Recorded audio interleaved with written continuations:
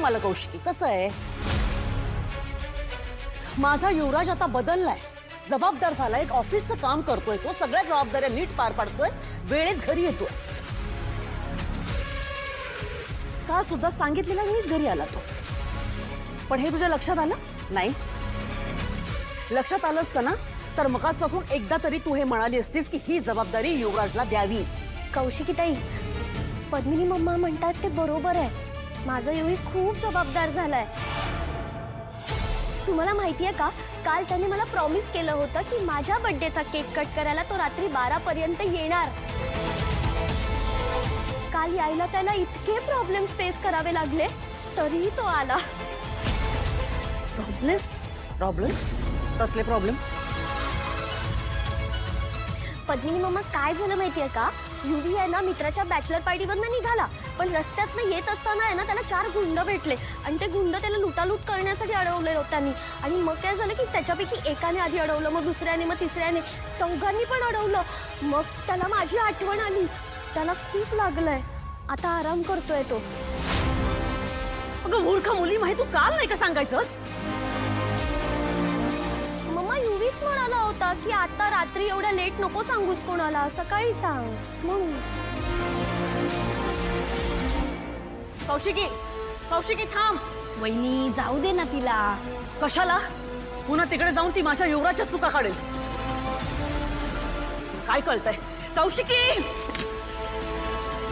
कौशिकी थांब. मम्मा, मी पण येते. त्यांना जाऊ दे, तू खा शांतपणे. ऑफकोर्स.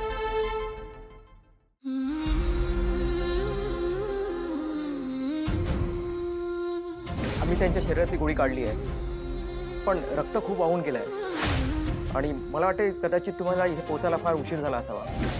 हॉनेस्टली सांगायचं तर पुढचे 24 तास त्यांच्यासाठी फार क्रिटिकल आहे. या 24 तासात ते शुद्धीवर नाही आल्या तर नाहीतर त्यांच्या जीवाला धोका असू शकतो.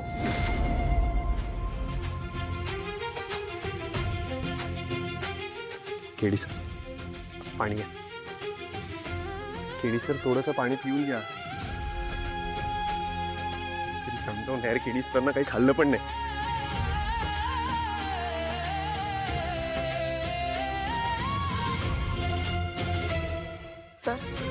सर डॉक्टर क्या बोले? केडी सर, डॉक्टर क्या बोले?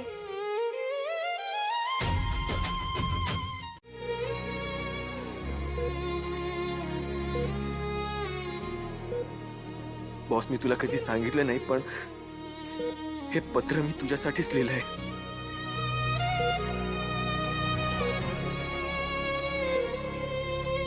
माझी ती तूच आहेस बॉस.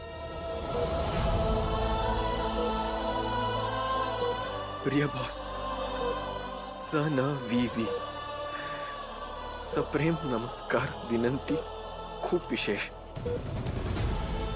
तू माझ्या आयुष्यात आल्यापासून ना माझं आयुष्य पूर्णपणे बदललंय बॉस.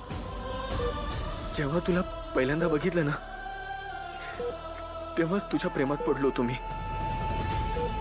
माझ्या दिवसाची सुरुवात आणि रात्रीचा शेवट तुझ्या बरोबरच होतो.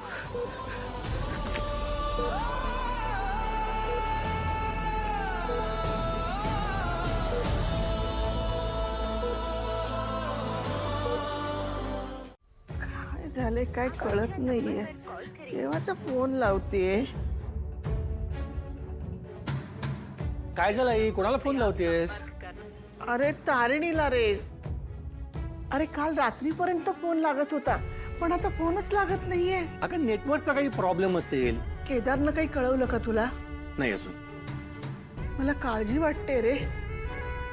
मी रेवाला विचारून येऊ का?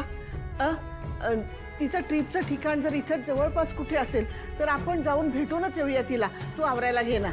अहो, आई, अजून आवरला नाहीये तुमचं, काय चाललंय? तुम्ही कुठे निघालात का? अहो, निशीच्या वाढदिवसाला. नाही, तुमच्या लक्षात नसेलच ना निशीचा वाढदिवस आहे ते. आणि लक्षात तरी कशाला असेल म्हणा. तुमच्यासाठी तुम्हाला एकच नातं आहे, तारिणी. नाही, लक्षात होतं माझ्या. हो, मग एक फोन तरी केलात का तिला? अगं हो रेखा, करेल आई. आई, तुझी घालमेल मला कळतेय. तारिणी तुला दिवसातून 10 वेळा फोन करायची आणि 1-2 दिवस झाले तिने फोन केला नाही.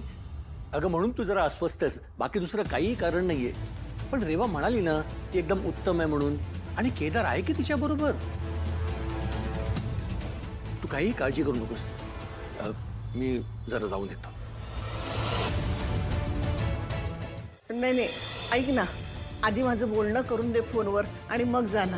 काय हो सासूबाई, तुमची लाडकी ना तिथे मौज मजा करते, तुम्हाला इथे करमत नाहीये म्हणून आम्ही आमच्या लेकीच्या वाढदिवसाला जायचं नाही का? तसं नाहीये ग. मग कसं आहे? नाही कळतंय मला सगळं. माझ्या मुलीचा वाढदिवस आहे, तो एक दिवस तिचा आनंदात जाणार आहे, पण हे बघवणार नाही ना तुम्हाला. आणि तिथे तारेही नाहीये तमाशा करायला, मग हे सगळं कसं पचेल? ते काही नाही हो, तुम्ही तयारी करा, आपल्याला निघायचंय लगेच. हो जरा थांब. अजिबात नाही, माझ्या लेकीच्या घरी वेळेत जायचंय मला. अगं नाही कोण म्हणतंय, पण माझं जरा फोनवर बोलणं करून दे आणि मग जा असं म्हटलं मी त्याला. तोपर्यंत तू पुढं हो ना. वा छान, म्हणजे आता निशीला तिच्या वडिलांपासून पण तोडताय तुम्ही. माझ्या लेकीला एवढं लाडाकोडात वाढवलं मी, ती तारिणी तिकडे तिचा सतत छळ करते, तोही ती सहन करतीये. आज तिचा वाढदिवस आहे, तिच्या घरच्या लोकांसोबत आनंदात साजरा होणार आहे, मग त्याच्यात तुम्ही मोडता घालणार नाही असं कसं होईल ना? अगं मी कशातच मोडता घालत नाहीये बाई, फक्त जरा तारिणीची काळजी वाटते ना म्हणून फोनवर बोलणं करून दे म्हणते मी. तिची काळजी? हं. दुसऱ्यांचा जीव घेणाऱ्या बाईची लेक आहे ती. ती जिथे असेल ना तिथल्या लोकांची काळजी करायला हवी आपण.